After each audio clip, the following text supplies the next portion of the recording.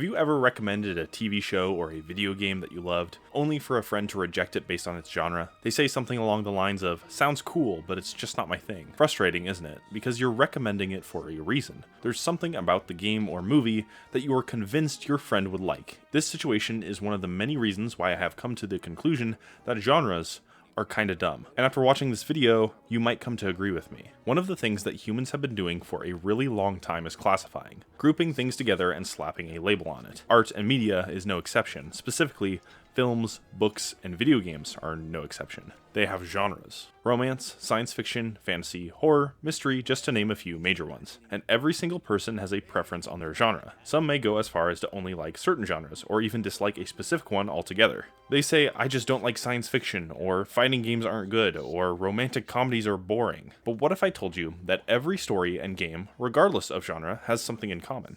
Overarching elements that are integral. You might have heard this idea before, but what you probably haven't heard, and what I will be attempting to argue, is that this idea of similarities between storytelling and even gameplay systems makes genres, as most people understand them, inconsequential. To find out how, let's talk about Joseph Campbell and the Monomyth. The hero's journey, or the Monomyth, is a theory of myth and religion that functions as a recipe for many stories. Many thinkers, most prominently Joseph Campbell, wrote that there is an overarching narrative that can be found in almost every single myth, legend, or story. Regardless of context, this narrative always follows the same pattern. This one story can be separated into three parts: departure, initiation, and return. Departure is when a hero is called to action, sometimes through accident, and takes up the burden of going on a journey. Initiation is when one goes through trials and temptations only to arrive before the final showdown and achieve victory. Return is the hero coming home, and making peace with all that has happened in their past journey. Basically, one is called to greatness by no means of their own.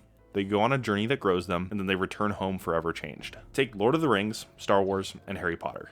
They have something in common. They are all part of the holy trinity of early 2000s nerdiness. But there's one other common linking thread.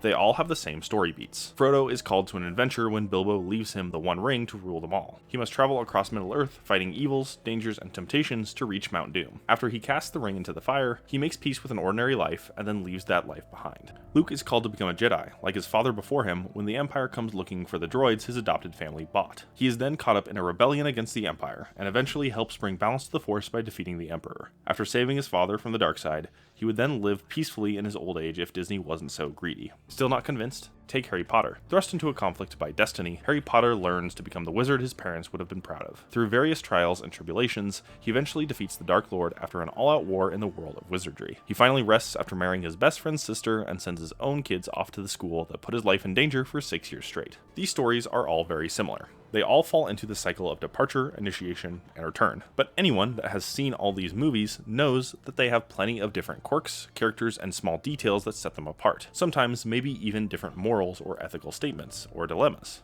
It's in these morals, details, and characters that we begin to learn the difference between good stories and great stories. And these details and settings that they take place in become less and less important. We can get more and more obscure with our examples. What about hardcore action in a romance? Well, in an action movie, there's a problem. The world is in danger. There's a hurdle to overcome, like a spy mission. And then there's a climax with emotional payoff, like rescuing or seeing someone you love. For a romance movie, there's a problem. Unexpected feelings for someone. Your relationship goes through various hurdles, and maybe even you go from hating each other, to liking each other, to falling in love. In the end, you come to a complete understanding and acceptance of your feelings and the relationship. At a surface level, these are the same. This goes to show that if you look beyond basic preferences, quality is more important than genre. So what's the point? The point is that genre does not matter as much as you think it does. Thanks to the Monomyth, genres can be reduced to a tiny little detail that describes a setting or a small element that we can categorize. Maybe that element is a plot point or a setting, but when that story concludes, that point is moot. What really makes a story worthwhile is the details between these big plot points, how well these points are constructed, and how impactful they are, how much the story gets us to care about these characters. Every genre has enough in common that you should theoretically appreciate every single genre of movie, or at least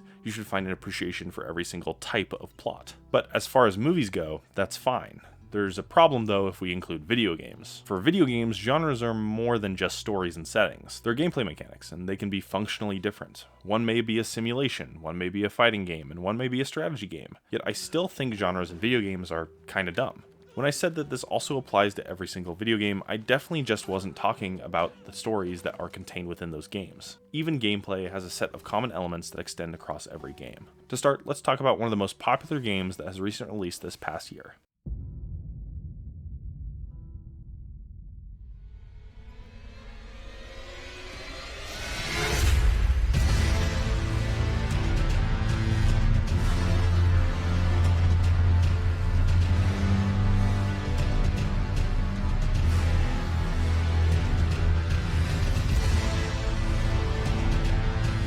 This game has to do with recognizing enemy attack patterns. You have an opponent lined up opposite of you. Your goal is to defeat them by attacking them. The game part is about landing these attacks by dodging and blocking your opponents and learning where the gaps are in their defenses. They have patterns and habits that you have to exploit in order to successfully land your attacks. Spacing and timing are really important, as are your choices when choosing your character and mastering them. But with practice, patience, and time, you'll gain the skills and knowledge necessary to begin learning the game. If you lose, don't be discouraged. Pick yourself up, think about what you did wrong, and try again. Try again until you win. If you are watching this video and not just listening, I have been showing footage of Elden Ring when I was describing the game. It's a mostly single-player adventure game where you explore this big open world and it has a story and you have quests and you kill all these different types of monsters and enemies. It's a great game. But what's funny is that I wasn't describing Elden Ring. I was describing Street Fighter 6. Street Fighter 6. That's a multiplayer fighting game where you battle other players online. And every single thing I said about that game also applied to Elden Ring, save for the release date. Kudos to you if you caught that. In fact, combat in most adventure games, and especially Souls-like games, is pretty dang close to fighting games. There's even more complexity in fighting games than Souls-like adventure games, because you're fighting a human, not a computer. But that's another video for another day. I use this example because fighting games are one of the genres that many people don't touch with a 10-foot pole. The gameplay might be too complicated. The controls, well, they might be outdated and weird. Even if those two things are true, people are way too quick to dismiss this genre because of its potentially high learning curve. Think about the first time you tried your favorite game. You probably sucked at it. It took you a while to figure out what to do, how to play, and maybe even how to learn new things. It's just the price of trying something new. But it's not really something that is that new, because the Monomyth becomes more like a mono game. Every single game has a similar overarching gameplay system. Every game has a goal, something that you are working towards, like a high score, or a story beat, or defeating the opponent. Every game has a strategy. How do I achieve said goal, and what do I need to do to make it happen? And every game has an element of risk and reward. Do you go for a risky option to jump further ahead, or do you play it safe at the cost of a missed opportunity that might doom you? If you searched long and hard in almost every single game available to you, I think you'll be hard-pressed to find a game that doesn't have these elements. Even games that boil down to simply just solving puzzles have elements of risk and reward, whether the game punishes you for your mistakes with a health bar, or just wasting your time. Earlier in this video, I used Elden Ring and Street Fighter 6 as my examples to showcase some genre similarities, but I could have used plenty of other games. Are you an RPG fan that likes the story decisions you have to make in The Witcher 3 or Mass Effect? Try Pentiment. It's an adventure game where your decisions alter parts of the narrative significantly.